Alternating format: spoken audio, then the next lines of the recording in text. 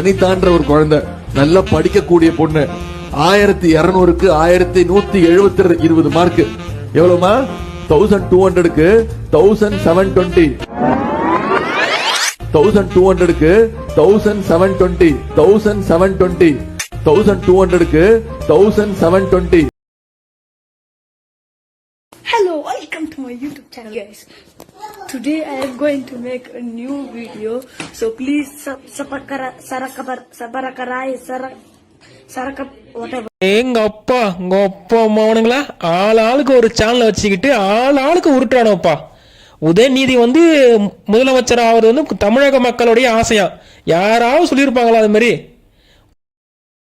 ஸ்டேஜில் பேசிகிட்டு இருக்கும்போது சொல்கிறாரு, இப்போ இங்கே சேப்பாக்கம் தொகுதியில் போயிட்டு யார் எம்எல்ஏன்னு கேட்டிங்கன்னா நானா என் மனைவியான்ட்டே பல பேர் சந்தேகமாக கேள்வி கேட்பாங்க. அது வந்து எம்எல்ஏ ஆகிறதுக்கு முழுமையான தகுதி படைத்தவர் கிருத்திகா அப்படின்னு சொல்லிட்டு ஒரு மேடையிலே திரு உதயநிதி அவர்கள் பேசினதை பார்த்தீங்க.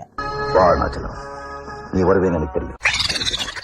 அப்ப இவர் போய் கிருத்திகாக்கு எம்எல்ஏ சீட்டு வேணும்னு கேட்டாருன்னா அவங்கள மீறி கட்சியில வேற எவனாவது வாங்கிட முடியுமா திமுக சீட்டு? யார் அது? டிராவிடா? சரி குடுப்பா பேர் குடுப்பா. டிராவிட் இல்ல குடுப்பா. நான் சொல்லல. ஜனநாயக பூர்வமான கட்சி திமுக அப்படி கொடுத்துருவாங்களா சார்? ஜனநாயக பூர்வமான கட்சி திமுக இது ஜனநாயகம் மறுப்பது. இதெல்லாம் எங்க கட்சி குடும்ப சொத்துன்ற ஆணவம் இதுல வெளிப்படுது அவங்களுக்கு. நாம் எனக்கு கிடைத்தது போக மிச்சம் தான் மற்றவர்கள் என்ற துணி தானே இதுல ஒழிக்குது. ஏன்னா நான் இழிச்ச வாய பாருங்க, கிச்சனா எது கொடுத்தாலும் வாங்கிப்பா, எதுக்கு கேள்வி கேட்க மாட்டோம். இலக்காரன் இந்தியா முழுக்க புகார் கொடுக்கப்பட்டிருக்கு. என்ன கைது செய்யணும்னு. ஜெயில போடாதீங்க, எங்க சைக்கிள் கம்பெனில வேலைக்கு சேர்த்து விடுங்க. இன்றைக்கு ஒரு சாமியார் என்னுடைய தலைக்கு வேலை வச்சிருக்கிறார். உதயநிதி தலையை யார் வெட்டி எடுத்துட்டு வராங்களோ அவங்களுக்கு 10 கோடி தொகை. அவனுக்கு தலையை கொண்டு வரணும்.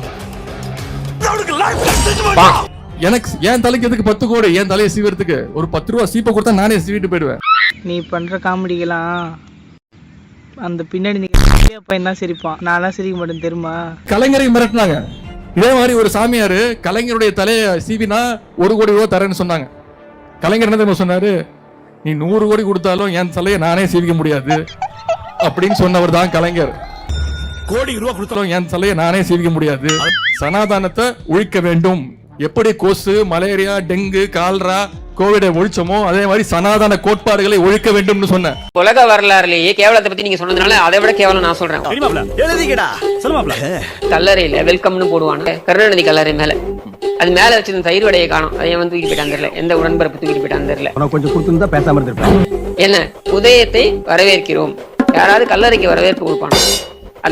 இந்த கேவல பிறவிகள் அதையும் செய்தார்கள். சொல்லிக்கோ, இதுக்காக நான் வெக்கப்பட மாட்டேன், வேதனைப்பட மாட்டேன், துக்கப்பட மாட்டேன், துயரப்பட மாட்டேன். அது மட்டும் இல்ல, உதயநிதி வந்தாருங்க. வந்தவருக்கு கருணாநிதி எழுந்து வா தலைவா, என்ன எழுந்து இதான் பகுதிரிவா? இவனை போன போட்டு கசக்கு. எங்க இருக்கா நாய்? தொண்டர்கள் உணர்ச்சி மிகுதியில அந்த உணர்ச்சி மிகு வந்து ஹெலிகாப்டர் பார்த்து கும்பிடுனா அது வேற, அது கேவலம். நீங்க தான் தயிர் வடையை வச்சா இது வந்து எழுந்து வா கருணாநிதி எழுந்து வா. உங்கள மாதிரி பைத்தியக்காரன் ஏதாவது உலகத்துல உண்டா? எழுந்து வருவாரா? வேணும்னா மார்பாடை போடுங்க, நிகழ்ச்சியை போடுங்க, எழுந்து வரதுக்கு வாய்ப்பு இருக்கு.